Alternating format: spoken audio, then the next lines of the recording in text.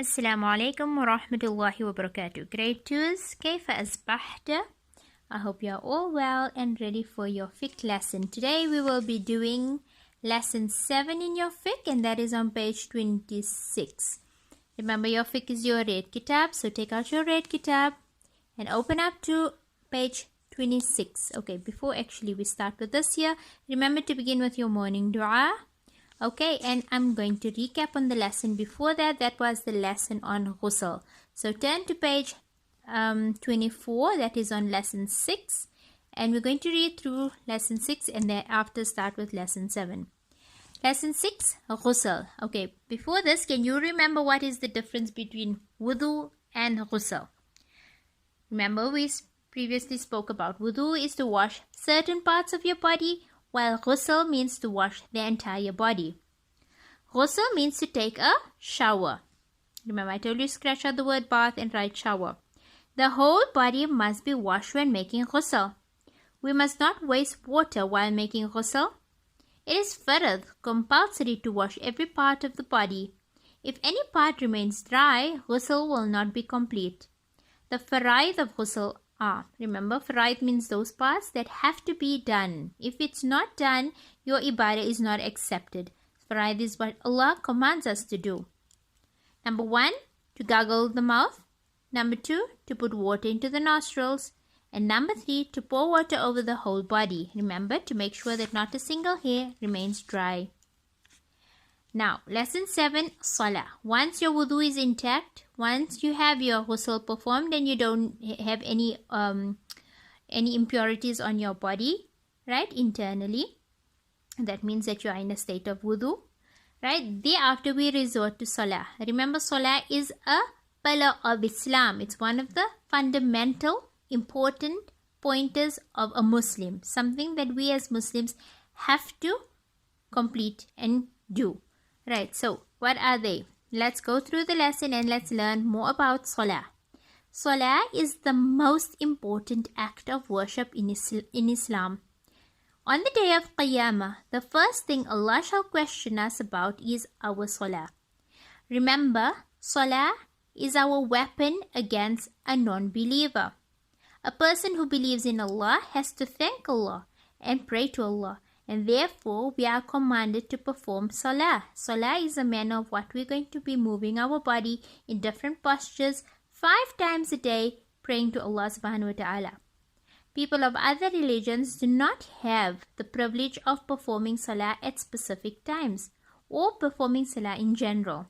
They would just pray, however, facing whichever direction and moving their body or placing their body in whichever direction they feel like. However, as Muslims, we know that there are certain rules with regards to Salaah. That is the manner that we are reading Salaah, the position that we are keeping our body during Salaah, the times of Salaah, right? And the manner in which we are reciting, or what are we reciting in our Salaah. Those are all the conditions of Salaah, which we will learn later on in the next lesson. For now, we are just understanding what is Salaah all about. Once Nabi Sallallahu Alaihi Wasallam came out of his house. It was autumn and the leaves were falling off the trees. He caught hold of a branch of a tree and the leaves began falling in large numbers. He said, "O Abu Dharr radiallahu ta'ala anhu, when a Muslim offers his Salah to please Allah, his sins fall off him just as the leaves are falling off the tree." Can you imagine, in winter the trees are covered with different color leaves, meaning the leaves change color, they get dry and they start falling off the tree. It was autumn. Nabi Sallallahu Alaihi Wasallam came out of his home. He took hold of a branch of one of the trees and he began shaking it. And you know, if you shake a tree, the leaves are going to fall off, especially if they dry. The companion Abu Dharr, the friend of Nabi Sallallahu Alaihi Wasallam, a Sahaba by the name of Abu Dharr, was standing there. Nabi Sallallahu Alaihi Wasallam said, "O Abu Dharr, do you know that a Muslim who reads Salah, performs Salah, and he does it for the pleasure of Allah? That means we're not doing it for people, we're doing it for Allah. We're pleasing Allah. We are thanking Allah. We are praying to Allah. If a person does his Salah in this condition, Allah makes it that as you see the leaves are falling off the tree, the same way a person's sins will fall off his body. Imagine, we are praying to Allah and yet Allah is still rewarding us. How merciful is Allah? How great is Allah? Subhanallah. Salah is a key to Jannah. Remember I explained to you about the process of a key. A key is used to open a door. Let's just try and remember on that.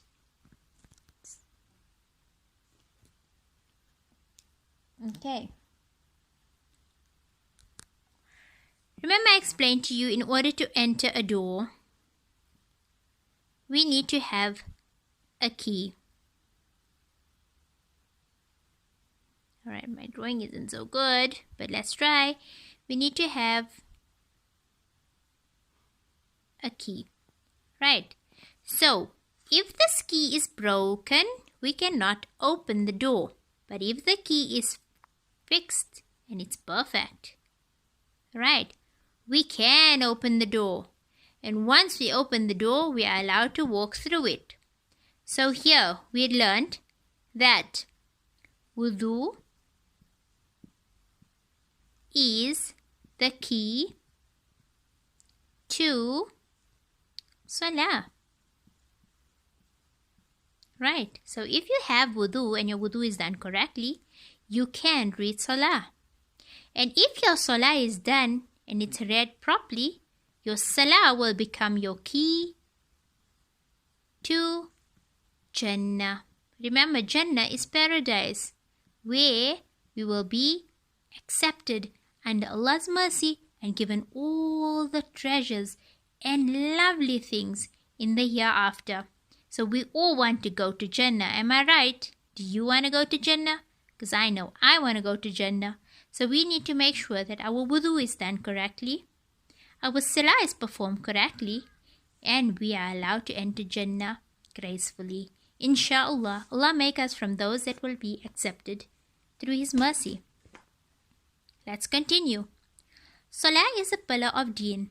Remember, we learned that Islam has a few pillars.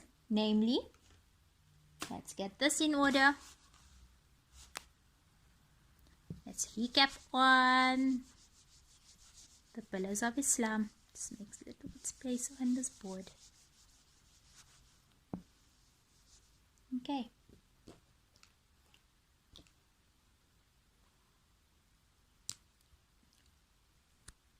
Okay. We know that Islam has 5 pillars.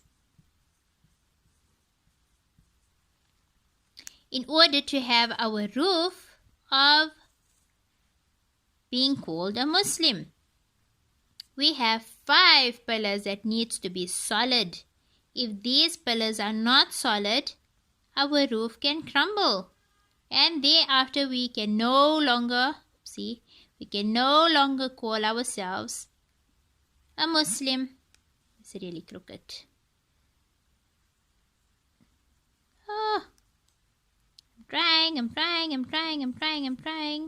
Working with a very small board and holding my phone in my hand. That's a bit hard. But okay. The first pillar is your Shahada. Remember, to be able to be a Muslim, you need to read the Shahada. And that is believing that Allah is one and Nabi Sallallahu Alaihi Wasallam and all the prophets are the messengers of Allah. Right. To believe that Allah is one and all the messengers of Allah. That's your first pillar. Shahada. The second pillar is your Zakah. Remember, what is Zakah? Zakah is to pay money at least once a year. Not at least, you have to pay money once a year to the poor and the needy. That is charity. Right, we give to the poor and needy, those that need money and means to survive. We help each other. That is what Islam teaches you, to help people. The third one is Salah. That is what we are learning now. Salah, to pray to Allah 5 times a day. To thank Allah 5 times a day. To pray to Allah 5 times a day. That is our Salah. Right. The fourth pillar is Saum, fasting in Ramadan. I'm just writing all over this board. My goodness, this is really untidy. Okay, so that is to fast in the month of Ramadan.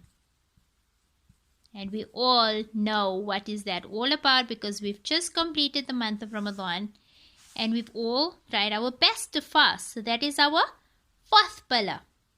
And the fifth pillar is to perform Hajj. That is to take on the journey of Hajj, to visit the Holy Lands in Mecca, Medina, and Saudi Arabia, their surrounding areas, right? To perform Hajj at least once in a lifetime. And that too, when you are able to, if you have the means to, and if you are big enough to undertake the journey of Hajj. So again, what are the 5 pillars of Islam? Shahada, Zakah, Salah, Saum, that is fasting, and Hajj. So this is where we learn that if your Salah, number 3, is not performed correctly, the roof is going to fall, and thereafter we can no longer call ourselves a Muslim, a practicing Muslim, because we cannot have our Iman intact. Remember, in order to be a Muslim, you need to fulfill the obligations that Allah has ordained for us. So that is where we understand Salah is a pillar of Deen. Deen is religion. Muslims read 5 Salah in a day. The names of the 5 Salah are Fajr, Dhuhr, Asr, Maghrib, and Isha. Let's say it again. Fajr, Dhuhr, Asr, Maghrib, and Isha. The times of the Salah will be explained in the next lesson. However, let's just quickly read through the activity, the questions and go through the activity. Number 1. Salah is a key to? You find your answer and you fill it in. Salah is the what of what? You're going to go through the lesson and complete the answers here. Number 3. What is the name of the first Salah? What is the name of the second Salah? What is the name of the third Salah? What is the name of the fourth Salah? And name the fifth Salah. I'm sure you can do this. It's super easy. Then there's a crossword on the next page. You're going to find it yourself. No peeping. Thereafter, complete the coloring activity on the next 2 pages. And here, it has the Arabic words on the one side and the meanings of the words on the other. So, the first word says Salah. Find the word that matches with Salah on this side and join it. The second one is Dhunub. Dhunub is known as sins. Right? It's sins. Arkan are your pillars of Islam. Arkan are your pillars. And Fadail are the virtues.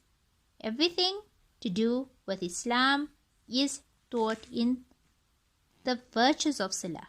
By understanding the virtues of each action, you can love Islam much better. You get the virtues of Salah, the virtues of fasting. That means, why do we do certain acts of worship? And understanding why we're doing the certain acts of worship, you will tend to love doing the actions for the pleasure of Allah. May Allah make us from those that He is pleased with, and those that will enter into the gardens of Jannah. Ameen.